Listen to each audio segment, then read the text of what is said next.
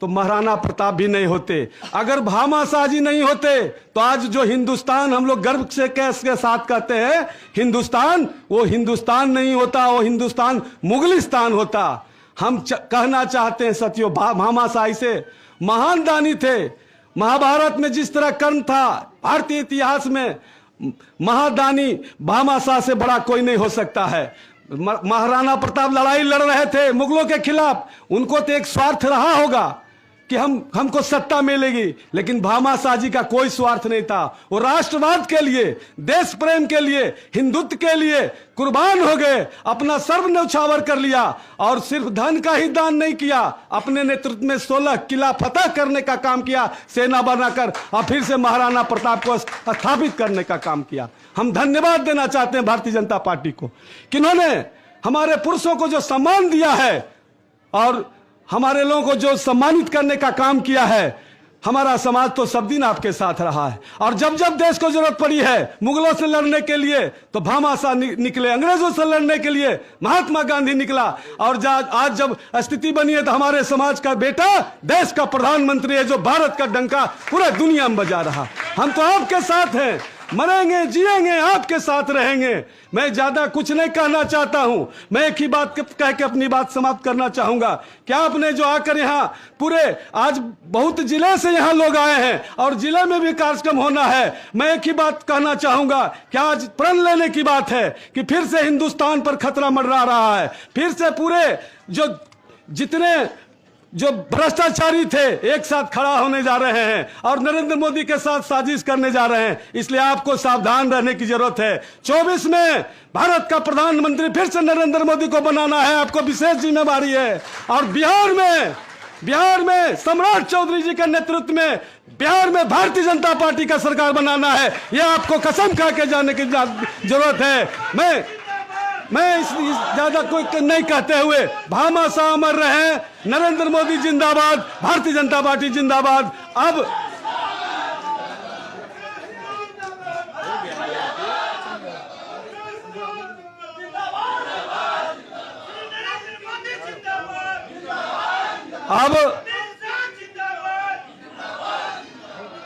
अब हम चाहेंगे कि इस कार्यक्रम के संयोजक हमारे भाई आदरणीय संजय गुप्ता जी आवे और कार्यक्रम के लिए प्रदेश अध्यक्ष जी को ससम्मान बुलाने का काम करें। आदरणीय संजय जी, हम ये गुस्ताखी नहीं कर सकते हैं कि हमारे जो माननीय नेतागण हैं उनके बोलने के बाद हम कुछ बोलने नहीं आए हैं, लेकिन एक मन में हमारे उत्साह है।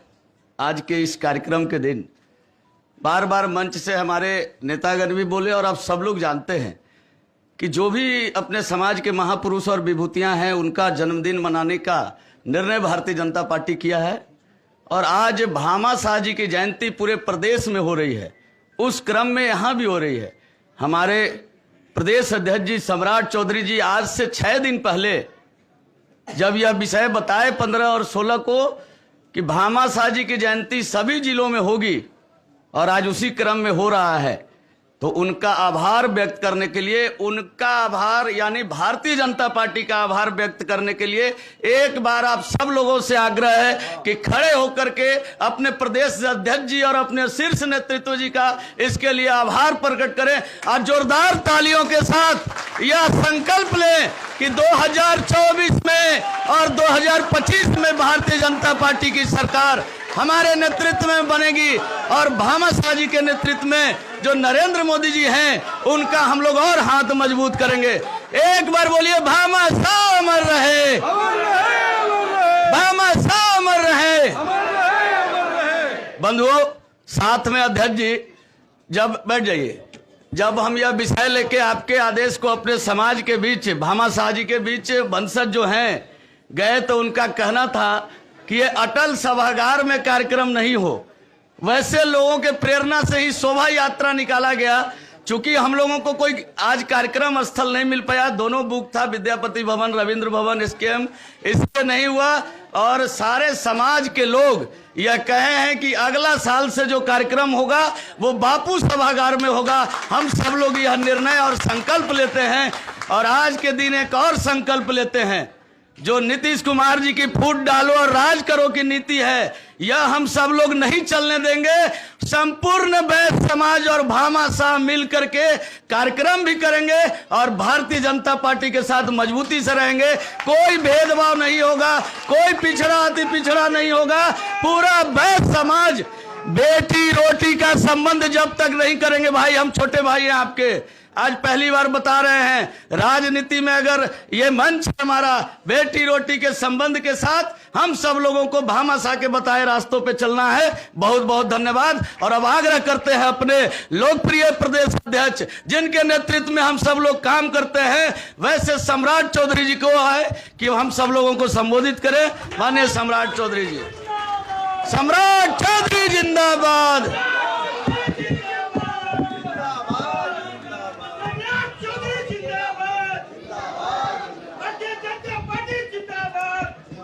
बोलिए भारत माता की, भारत माता की। भामाशाह अमर रहे, वीर भामाशाह अमर रहे, दानवीर भामाशाह अमर रहे। आज इस सभा की अध्यक्षता कर रहे और भारतीय जनता पार्टी के तरफ से भामाशाह कार्यक्रम के संयोजक संजय गुप्ता जी, इस कार्यक्रम के संचालन कर रहे नरेश शाह जी, इस मंच पर उपस्थित भारतीय जनता पार्टी के निवर्तमान अध्यक्ष आदरणीय भाई हमारे और बेतिया के माननीय सांसद आदरणीय डॉक्टर संजय जायसवाल जी, भारतीय जनता पार्टी के नेता, बंगाल के प्रभारी, बिहार भारतीय जनता पार्टी के पूर्व प्रदेश अध्यक्ष भाई मंगल पांडे जी, इस मंच पर उपस्थित बिहार सरकार के पूर्व उप मुख्यमंत्री बड़े भाई आदरणीय तारकिशोर प्रसाद जी, बिहार सरकार के पूर्व मंत्री आदरणीय भीम सिंह जी, आदरणीय जगन्नाथ गुप्ता जी, पटना की महापौर आदरणीय सीता साहू जी, माननीय विधायक आदरणीय पवन जायसवाल जी, आदरणीय विधान परिषद के सदस्य जीवन जी, और इस मंच पर हमारे विधान परिषद के पूर्व सदस्य लाल बाबू गुप्ता जी, जगन्नाथ गुप्ता जी, और इस सम्मानित मंच और तमाम भारतीय जनता पार्टी से जुड़े हुए तमाम भाइयों, बुजुर्गों, नौजवान साथियों, छोटे छोटे बच्चों, मीडिया के साथियों, आज स्वर्गीय भामाशाह जी की जयंती हम लोग मना रहे हैं। आज से लगभग 500 साल पहले 1547 में जन्मे आदरणीय भामाशाह जी की जयंती हम मना रहे हैं और उनका जो इतिहास है वो सारे लोग जान रहे हैं और तमाम नेताओं ने अपनी बातों में ये रखा है कि किस तरह इस देश को बचाने के लिए और पूरे महाराणा प्रताप जी को सहयोग करके इस देश के निर्माण में कितना सहयोग किया। और लोग तो लड़ते हैं लेकिन पूरा दान कर कर लड़े ये दूसरा कोई व्यक्ति नहीं हो सकता है। एक दानवीर कर्ण कहे जाते थे और दूसरा दानवीर कोई है तो वो भामाशाह जी हैं, जो जिन्होंने पूरी तरह अपने पूरे जीवन को, अपनी पूरी संपत्ति को एक राजा को समर्पित करने का काम किया। और इसलिए मैं कहता हूं साथियों, ये पूरा समाज, भामाशाह जी के पूरे परिवार के लोग आज वोट देने के लिए तो इच्छुक होंगे भारतीय जनता पार्टी को, लेकिन याद कीजिए 80 और 85 के चुनाव को जब लोग भाजपा को वोट देने से भागते थे तब भी कोई खड़ा था तो ये भामाशाह का परिवार खड़ा था, जो लाठी और गोली खाकर भी, कांग्रेस के अत्याचार को भी झेलकर भारतीय जनता पार्टी को सींचने का काम किया है। इसलिए कोई प्रश्न नहीं उठ सकता है साथियों। और आज तो इस देश को इतनी बड़ी ताकत के साथ देश में ऐसा नेतृत्व में मिला है जो स्पष्ट तौर पर दुनिया को संदेश दे चुके हैं। हम अपने विरासत को पूरी तरह संयोजने का काम करेंगे। ठीक कहा आदरणीय संजय जायसवाल जी ने, दो तरह की लड़ाई हमारे लिए है। एक तो अंग्रेजों ने हमारे इतिहास को बर्बाद किया, दूसरे मुगलों ने हमारे पूरे सांस्कृतिक विरासत को समाप्त करने का काम किया और पूरा हमारा इतिहास बदल दिया। हमको दोनों से लड़ना होगा। और ठीक कहा, जो को तथाकथित लेफ्टिस्ट और कुछ लोग थे जो 50 के दशक में जिन्होंने इतिहास बनाया, उन्होंने इस तरह ही बनाया कि हम जो हमारी संस्कृति है, हमारा जो सनातन है, इसका महिमा मंडन करने से बंद कर दिया। दूसरे की पूजा की, जिसने अत्याचार किया इस देश पर। लेकिन आज पूरा देश पूरी तरह स्पष्ट है। जब डॉक्टर श्यामा प्रसाद मुखर्जी जी ने नींव डाला था जनसंघ का, और तब भी जनसंघ ने यह कमिटेड किया था पूरे देश को कि 370 हम हटाएंगे, तो यह किसी ने सोचा नहीं था कि 75 वर्ष के बाद कोई गुजरात से नरेंद्र मोदी नाम का व्यक्ति आएगा, अमित शाह नाम का व्यक्ति आएगा और 370 को उखाड़कर कचरे के ढेर में फेंक देगा। यह साथियों इंतजार है और यह कमिटमेंट है। भारतीय जनता पार्टी जो एक बार कह देती है उससे पीछे नहीं हटती है। हम लोग बिहार के मुख्यमंत्री जी के तरफ पलटी नहीं मारते हैं, पलटासन तो सिर्फ उन्हीं के पास है। देखिए, अब जो भारतीय जनता पार्टी, अब सोचिए, सींच कर किसी व्यक्ति को कहां से कहां पहुंचाया, कोई नहीं हो सकता है। लालू प्रसाद जी की उत्पत्ति किसने किया? भाजपा के 34 विधायकों ने किया। साथियों, यदि 34 विधायक का समर्थन नहीं होता तो गरीबों के जो मसीहा बनते हैं लालू प्रसाद जी, उनकी तो राजनीतिक उत्पत्ति ही नहीं होती। और नीतीश कुमार जी को 5 बार भाजपा के कार्यकर्ताओं ने 5 बार कंधे पर उठाकर राजभवन पहुंचाया कि आप मुख्यमंत्री बनो। 2020 का चुनाव था, नीतीश कुमार जी की पूरी लोकप्रियता खत्म हो चुकी थी और प्रधानमंत्री जी कई बार, पूछिए संजय जी यहां बैठे हैं, कई बार उन्होंने अपने वक्तव्य में कहा कि नीतीश जी बहुत मेहनत करना पड़ेगा बिहार के चुनाव। नीतीश कुमार जी कहते थे नहीं हो जाएगा। अरे कैसे हो जाएगा, जनता तैयार नहीं है आपको देखने के लिए। और अब तो इतना पलटी मार चुके हैं, अब तो भाजपा के एक एक कार्यकर्ताओं को बदला लेना है कि हमारे नेता नरेंद्र मोदी जी के कमिटमेंट को जब उन्होंने पूरा किया 2020 में, क्योंकि घोषणा किया था कि हमारे मुख्यमंत्री नीतीश कुमार होंगे, उसके बाद भी वो भाग गए।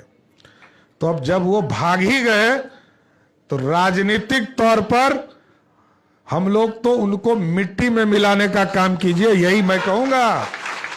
2024 और 25 में ये हम लोगों को पूरी तरह कमिटमेंट करना होगा। साथियों, जिस तरह उत्तर प्रदेश में अपराधी, आतंकवादी और उग्रवादी को मिट्टी में मिलाने का काम किया जा रहा है, यहां राजनीतिक तौर पर नीतीश कुमार जी को 2025 के चुनाव में और 24 के चुनाव में यह कमिटमेंट कीजिए। और पूरा परिवार, भामा साहब परिवार तो पूरी तरह भारतीय जनता पार्टी के साथ खड़ा रहा है। इसलिए हमको आगे बनाना है, बिहार आगे बनाना है। यह पूरा नेतृत्व हमारा बैठा है आपके सामने और राष्ट्रीय स्तर पर हमारे नेतृत्व पूरी तरह बिहार को डबल इंजन की सरकार बनाना चाहते हैं। और डबल इंजन इसलिए भी बनाना जरूरी है साथियों, हम दूसरे प्रदेशों को देखते हैं, राजस्थान जहां की चर्चा हम लोग कर रहे हैं, वो लोग पैसा लेने में कांग्रेस पार्टी या भाजपा नहीं देखती है।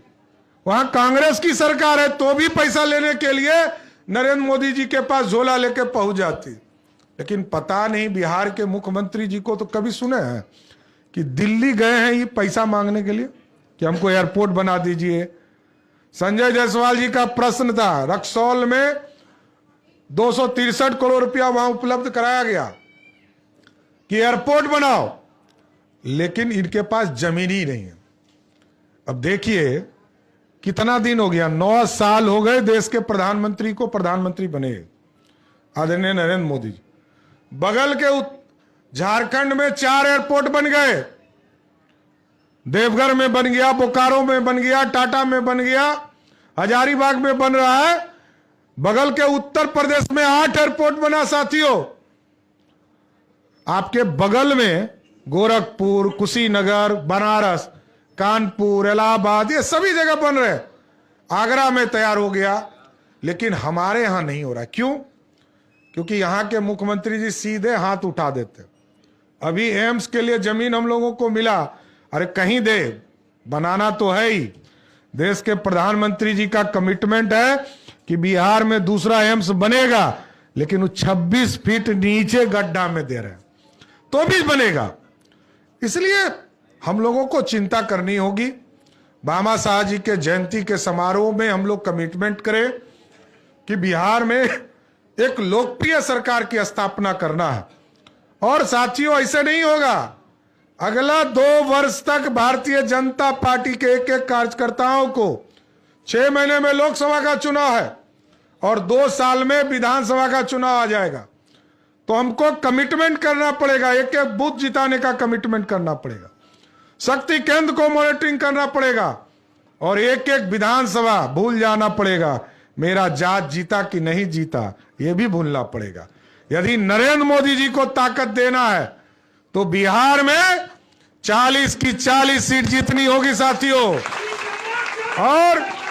और यदि चाहते हैं साथियों कि 2025 में सरकार बने, आज तक आपने सरकार का स्वरूप नहीं देखा है।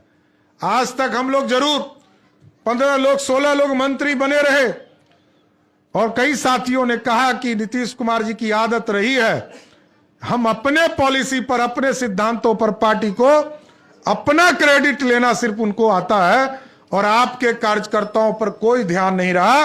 अपनी सरकार बनाना है और भाजपा के कार्यकर्ताओं की सरकार बनाना है तो 2025 में 2/3 के बहुमत के साथ सरकार बनाने का संकल्प देखना होगा साथियों। आप चले जाते मध्य प्रदेश देखिए, गुजरात चले जाइए।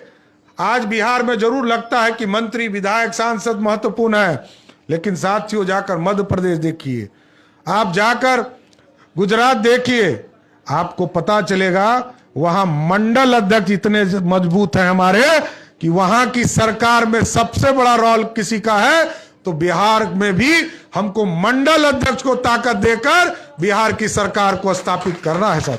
इसलिए आज भामा शाह जी के जयंती के समारोह में आए हुए तमाम साथियों को मैं विशेष तौर पर धन्यवाद भी देता हूं, और तमाम जो हमारे नेतृत्व यहां बैठे हैं इनको भी विशेष तौर पर धन्यवाद देता हूं कि समाज को उन्नति के लिए, और जो भामा साहब जी ने जो विचारधारा दिया है कि अपना दान करके समाज को खड़ा करना, यही हमारा नेतृत्व बनाएगा। यही बातों को कहते हुए अपनी बातों को विराम देता हूं। बहुत बहुत धन्यवाद।